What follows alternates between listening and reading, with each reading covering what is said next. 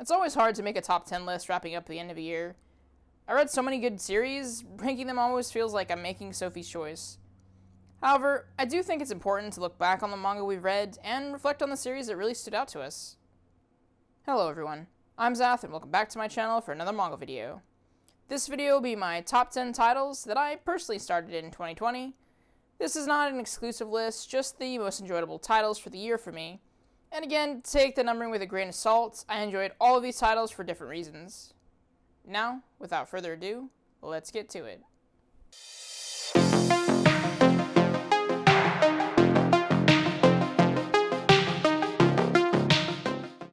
Starting us off at number 10 is an isekai title published by Yen Press, and that is ReZero, Starting Life in Another World, Chapter 1, A Day in the Capital. Only Chapter 1 makes it to this list. I haven't really been enjoying the series as it's going along.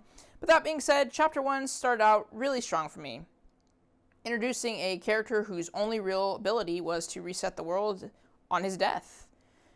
This took, an average character who wasn't overpowered like so many of the genre and literally had him grind his way, to make things right by dying over and over again, which is a super painful process. But as morbid as the premise was, it was a really unique take on the overly populated genre, and that's what first, really pulled me into this. I really wish it continued to be more focused on this premise, instead of what it has become, but Chapter 1 definitely deserves a place on this list, and it's well worth the read.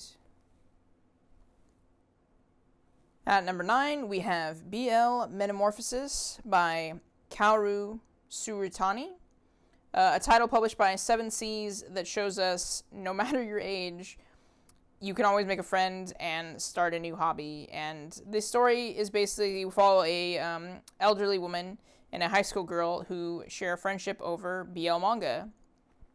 And it really is, it's such a heartwarming tale that, really pulled me in from the first volume. I wasn't expecting to enjoy it as much as I did, but it was just such a pleasant read. It makes you feel good, and you just, it's really nice to see that, you can be friends with anyone, because there's a lot of different people that share your interests, and maybe you don't know until you actually try and say what you enjoy, out there. But this volume was such a good read. Currently, there is 4 volumes out right now from Seven Seas for English, and I believe the 5th volume will be the final one of this series. But if you're looking for a real, wholesome read, something to make you feel, good and all the warm and fuzzy feels inside, definitely give this series a try. At number 8, we have Natsuki Kuzu's Given. This BL title is published by Sublime. And art style conveying powerful emotions is one of the best things about reading a manga. And Given really does give, pun intended, us just that. This story is about a band that comes together for the enjoyment of playing music from all sorts of different backgrounds. And at first glance, you wouldn't think a story, about just, a band would have such a deep dive into its characters and their emotions, but boy, would you be wrong about this title. Despite the heavy drama that, is based in this series, it tells a really good, story that includes some hilarious character expressions and scenes that really, really warm your heart. Themes like overcoming tragedy and moving on are really handled really well within this pages. And they just do such a good job. And for the record, my boy Haruhi, he's freaking adorable and such a good egg. He really deserves to be happy. So if you enjoy reading BL manga, you really need to check out this series. And even if you don't, a good drama with good characterization, Given, has all that. So there's currently 5 volumes in English. This is an ongoing series.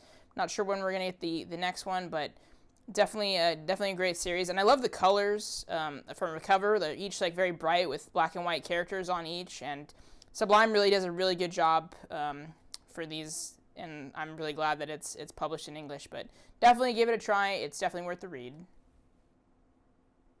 Moving on, with number 7 is a series that was cut down before it really had a chance to stretch its legs and shine, and that is Black Torch by Tsujoshi Takaki.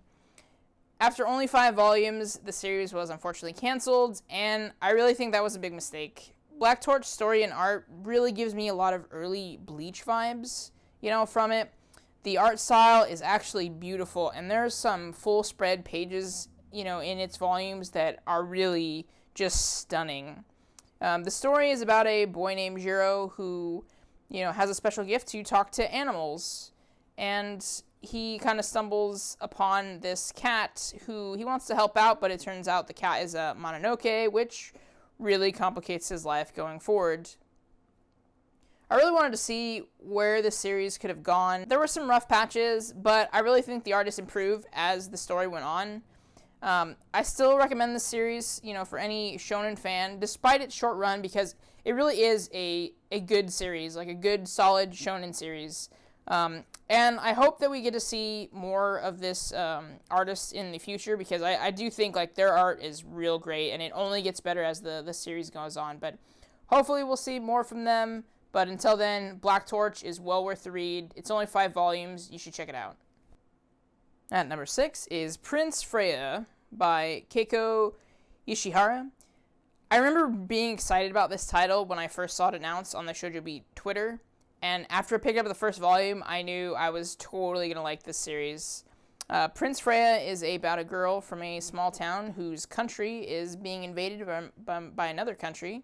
And one day she overhears an attack plan and finds herself sneaking into the capital to warn her friends of the attack. There she, stumbles upon a prince who is strikingly similar to how she looks. And he's dying and begs her basically protect her country and becoming him.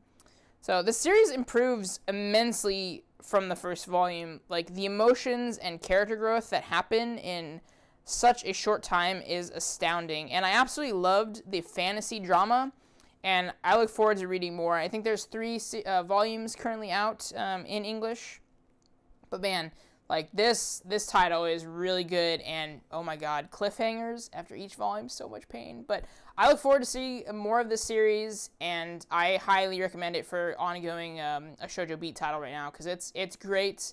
Love the drama, action, it's all great. Plus, stunning art once more. Like, again, I think it's in a different volume that has the page spread, but some really good page spread for the art. But, yep, highly recommend reading this series. And number 5, we have Spy Family by Tatsuya Endo. What do you get when you mix a spy, an assassin, and a telepath? A story that's hilarious, compelling, and heartwarming. My only complaint about this series is literally it doesn't come out fast enough. I wish these volumes would just be released, constantly. But truly, this has been an amazing series so far. One of my favorites that I do keep up, week to week with the Shonen Jump app, because I just can't wait for the volumes to be published.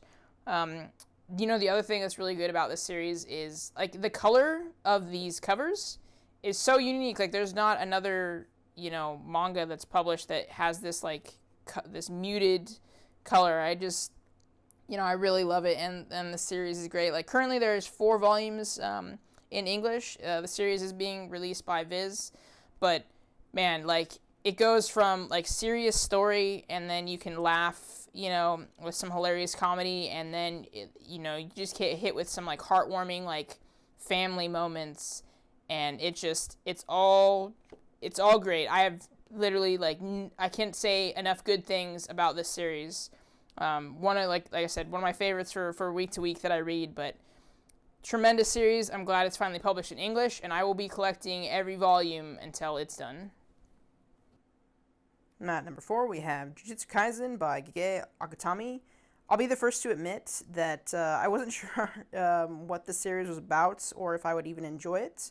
But as you can see, for the placement at this top 10 list and a video I did a little while back of why you should be reading this series, that it has quickly been one of my favorite ongoing shonen titles currently. Jujutsu Kaisen is about a boy named Itadori who stumbles upon the world of the supernatural by accident, and to save his friends, he consumes a finger of a powerful cursed spirit. The series has intense action and really doesn't pull its punches like I've seen other shonen series do. With a great cast of characters, interesting story beats, this really has been a great series, and I always look forward to reading more. There are currently 10 volumes out right now, 1 through 9 in a 0 volume, and I cannot wait to collect more of this series. It is a darker series, but it really has a really good story, and I will look forward to collecting more. At number 3, we have Not Your Idol by Ao Makano. Covering mature topics can be difficult in any form of media, and it can make people feel uncomfortable, but it can also teach a lesson and send out a good message. Not Your Idol manages to do all of that while telling a very compelling story in this psychological suspense series. The story is about an idol who one day is attacked during a handshake event by a man with a knife. After being injured, Kamiya here retires and starts a new life, for herself under a new name. She even cuts off all her hair, starts wearing, slacks to school instead of the dresses.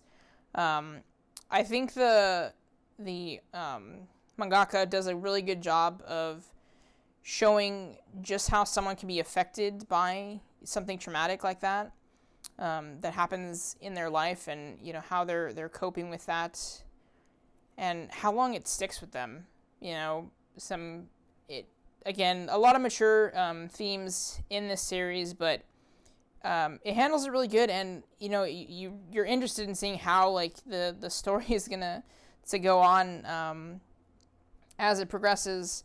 The series definitely took me by surprise with how invested I became with its story, its characters, and their tragedies. Unfortunately, the series has been on hiatus in Japan since 2019. There are currently 2 volumes out in English, published by Viz. I don't know if we're ever going to get this series finished, but I think it's worth your time and money to read this series and support it. I hope one day that we do get a conclusion to this story, because it's a really great story, and I desperately want to know what happens, in it. So hopefully someday we can have that. Until then, these 2 volumes are definitely worth your read. At number 2, we have Moirati the Patriot by Runosuke Takakuchi and Hikaru Miyoshi. It surprised me how much a single volume of a series that just came out in the fall of 2020 that really grabbed me. The mystery fan in me always clings to a good story, and boy, did this deliver. We get to see Moirati, his youth, and rise to power as he executes each of his plans and his driving force to do so. And I'm always here for exploring, the villain character, and Moirati, the Patriot, really has me hooked. I cannot wait for more of this series to be released. Currently, there are 3 volumes out in English that's being published by Viz, and I hope that we continuously see more of these volumes, because I cannot wait to continue reading more. And finally, at number 1, we have Anjin Demi-Human by Gaimon Sakurai, and the original story for Volume 1 was Tsunamura. This was a great series that literally grabbed me from the first chapter and hasn't let me go. The story, the action, the characterization, the main villain is downright terrifying. The story of Anjin is about a boy named Kei Nagai who, through an accident one day, dies and finds out he's actually a Anjin, or demi-human, that can't die. The twists and turns that the plot takes you through are really well thought out and executed. You can feel the characters panic as they try to plan and get out of some really tight spots. This series definitely shows its share of violence and gore, so you should be warned of that, but it really tells a solid and compelling story with characters that you absolutely love, hate, just enjoy reading about altogether.